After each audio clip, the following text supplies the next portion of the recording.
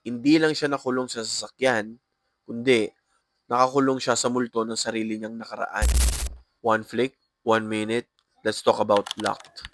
Akala niya easy job lang, di niya alam yung pinasok niya, parang impyerno sa loob. Kwento to ng isang magnanakaw na nakakita ng mamahaling SUV. Walang tao, walang bantay, sabi pa niya, jackpot!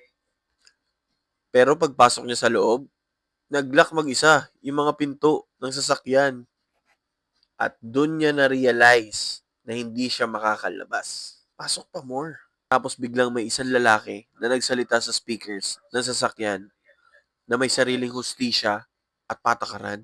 At ngayon, yung magnanakaw, siya naman ang susubukan, paiikutin at malalagay sa panganib. Every move niya sinusubaybayan. Every decisions niya may kapalit. Hanggang sa ma-realize niya, hindi lang siya nakulong sa sasakyan, kundi nakakulong siya sa multo ng sarili niyang nakaraan.